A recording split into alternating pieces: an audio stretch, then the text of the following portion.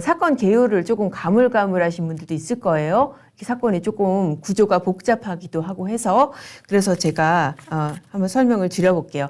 이게 사실 비롯된 게 2002년에 검사 사칭 사건부터 시작된 사건이죠.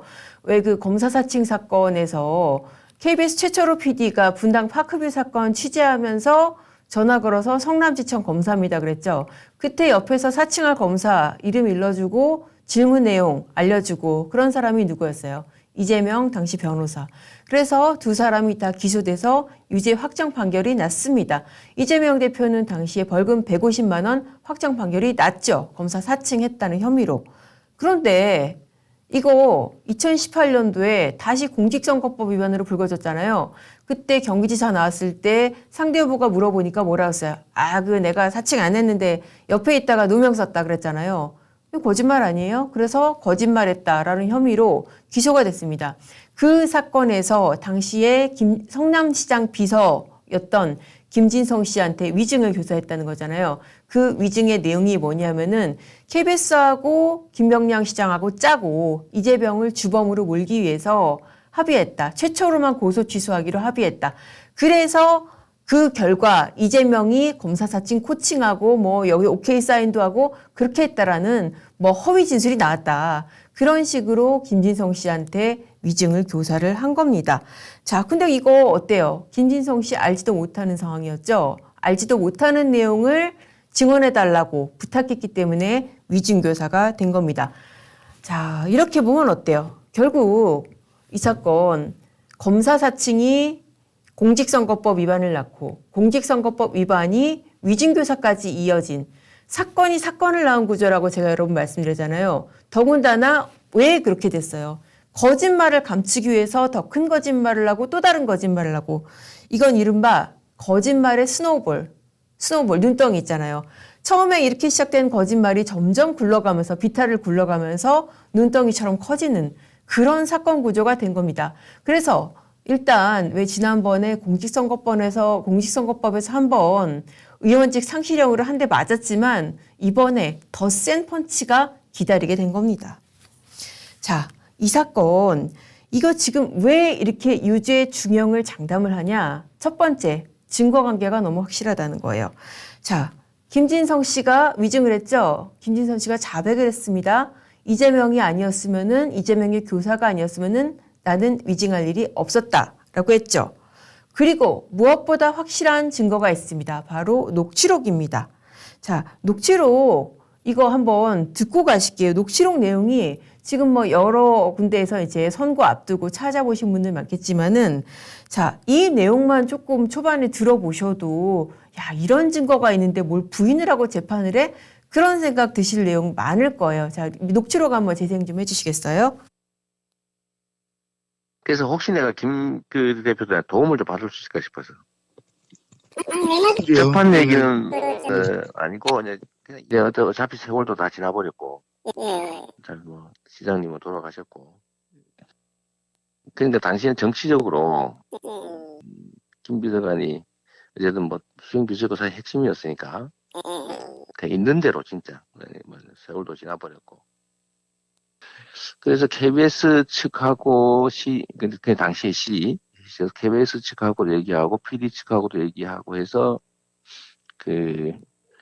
내가 시킨 걸로 내가 주범인 걸로 해주면 고소를 취소해 주기로 합의했던 걸로 내가 그때 기억하거든요. 근데 물론 증명은 안 됐지만 네, 너는 봐줄게. 그 이재명이가 한 걸로 하면 봐주자. 이런 방향으로 좀 정리를 그때 했던 걸로 내가 기억하고 주로 내가 타겟이었던 거.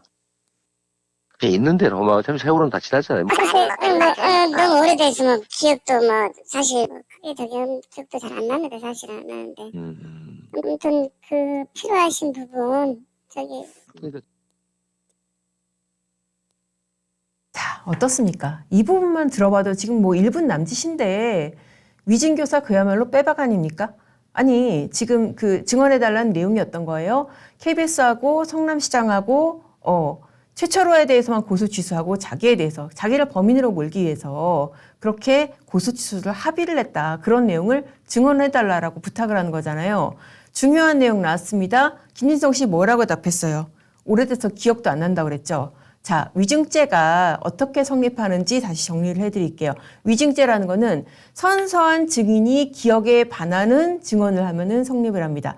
기억에 반한다는 거는 이런 것도 있는 거예요. 내 기억에 없는 내용, 내가 모르는 내용을 증언하는 것도 위증죄가 되는 겁니다. 이걸 허용을 하면은 증언을 맘대로 만들어낼 수 있게 되잖아요. 그걸 막기 위한 규정이 위증죄니까 이거는 녹취 자체로 그냥 위증죄, 위증교사 다 바로 성립을 할 수 있는 그런 확실한 내용인 거예요. 그러니까 자, 이렇게 확실한 녹취록이 있습니다. 그렇게 하고 지금 어떤 내용이 있어요? 오래돼서 저기한 기억도 안 납니다. 이것도 있고요. 다 중요한 내용이 있어요. 제가 밖에 나와서 상황을 알 수 있는 상황이 아니다. 그러니까 김진성 씨가 모르는 내용을 주입을 했다는 거 아니에요. 그리고 자, 그 부분도 있어요. 중요한 부분이 약간 쓱 지나갔는데 저기 증명은 안 됐지만 그런 내용이죠. 그러니까 이재명 대표도 자기가 그런 사실이 있을 수도 있고 없을 수도 있고 없다는 거를 어떻게 보면 전제하고서도 이런 것 좀 증언해 달라. 그렇게 한 거예요. 자, 녹취록 내용 다시 한번 좀 들어보실게요. 이어서 한번 간단하게 좀 들려주시죠, 또. 이 사건이 매우 정치적인 거래가 있는, 그러니까 그런 사건이었던 걸로 기억된다. 정도. 한번 생각을 해보면, 어쨌든 KBS하고, 우리 시장님하고는 실제로 얘기가 좀 됐던 건 맞아요. 예. 어쨌든 내가 주도를 했다. 그 다음에 내가 질문하는 도중에 메모를 해주면서 질문 내용을 다 알려줬다 이런 소리를 했었는데 어쨌든 그거는 법정에서 우리가 따질 바고 검찰도 나를 수사봐야 되고 또 시도 그렇고 KBS도 그렇고 전부 다 이해관계가 일치되는 나한테 덮어씌우면 도움이 되는 사건이었던 거예요.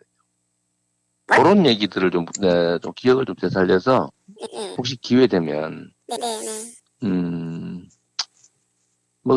그때도 그런 그런 뉘앙스 그런 그런 분위기 때문에 내가 구속되다 우리 시장님 모시고 있던 입장에서 이렇게 좀 전체적으로 한번 얘기를 해주면 크게 도움이 될 것 같아요. 자, 들을수록 어이없지 않나요? 이거는 거의 본인의 뇌내 망상 아닙니까? 아니, 그 당시 이재명이 뭐라고 지금 이재명 하나를 보내겠다고 시장하고 KBS하고 공영방송하고 똘똘 말아가지고 본인을 주범으로 몰아요. 그런 내용의 증언을 지금 해달라는 거잖아요. 그런 얘기가 그대로 지금 담겨 있습니다. 그리고 아까 제가 말씀드렸던 증명은 안 됐지만 이거 본인도 이거 사실이 아니라는 거 알고 있었다는 거 아니에요? 그런 내용들이 지금 다 담겨 있습니다. 그러니까 위증을 했고 이게 내용이 위증이고 위증을 교사하는 것이고 이 내용이 사실이 아닐 수도 있다는 거 본인도 알고 있고 그게 지금 저 녹취에 다 들어있는 거예요. 불과 한 전체 분량은 30분이고 이 엑기스만 들려드린 게 좀 중요한 내용 들려드린 게 저 정도인데 저 정도가 되면은 저도 이제 법조인 입장에서 제가 만약에 검사라고 한다면은 이거 공소장 쓰지도 않고 그냥 저 녹취 그냥 USB 담아가지고 그냥 법정에 낼 것 같아요. 이게 증거고 이게 A부터 Z가 끝입니다. 그렇게 낼 정도로 확실한 증거입니다. 이게 얼마나 좋은 증거냐면요. 보통의 위증교사 사건은 그렇습니다. 본범이 자백하는 게 위증한 사람이 자백하는 경우도 잘 없고 또 위증한 사람이 저 사람이 나한테 위증시켰어요 하더라도 그 시켰다는 사람이 부인하면 이게 꼬이는 거예요. 무슨 소리예요? 내가 그렇게 얘기 안 했어요. 나는 사실대로 얘기해달라고 했다고요. 아까 방금 전에 보셨죠? 아까 그 위증교사 녹취, 짧은 녹취에서도 뭐라고 그랬어요? 있는 대로 말해달라. 자, 그런데 지금 아까 3분 가까운 그 맥락만 봐도 있는 대로 말해달라가 사실대로 말해달라는 거예요? 아니잖아요. 그 내용 잘 모른다는 사람한테 자기가 주입하려는 사실관계를 줄줄줄줄 얘기하고 그러니까는 김진성 씨는 그냥 네네네네 하면서 딸려가고 그런 맥락이잖아요. 그러니까 저런 녹취가 없다고 한다면은 위증범이 자백을 하더라도 사건이 꼬일 수가 있어요. 나는 그렇게 시키지 않았어요. 나는 사실대로 말해달라고 했어요. 그러면은 진짜로 위증교사를 했는지를 증명을 해야 된단 말입니다. 근데 이 사건은 어떻습니까? 저게 다 남아 있어요. 이렇게 확실한 증거가 정말 나올 수가 없는 거예요. 이거 어떻게 나왔다고 제가 전번에 말씀드렸었는데 판읽기에서 위증교사를 찾기 위해서 뭐 탈탈 턴 게 아니고요. 백현동 수사하던 중에 김진성 씨 휴대폰, 안 쓰는 휴대폰이 있었잖아요. 그거 들어보니까 옛날에 2018년도에 이재명 지사랑 통화한 내용이 있단 말이죠.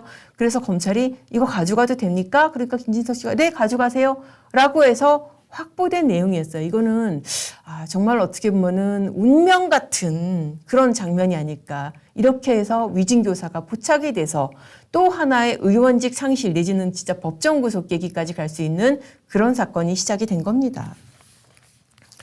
자, 이렇게 확실한 사건에서 유죄가 안 난다면 이거 우리나라 법원 문 닫아야 되는 거 아닌가 싶어요. 특히 공직선거법 위반 사건하고도 비교해도 사실 공직선거법 위반 사건만 해도 조금 법리적인 다툼이 있을 부분이 있잖아요. 김문기 모른다.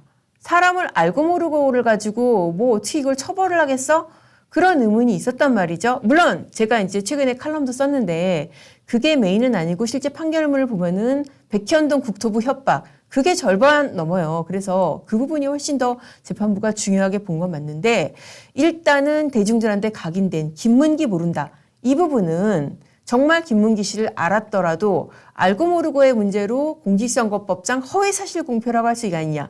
그런 법리적인 대립이 있을 수 있는 부분이란 말이에요. 근데 이 사건은 어떻습니까? 그야말로 진짜 빼박인 거죠.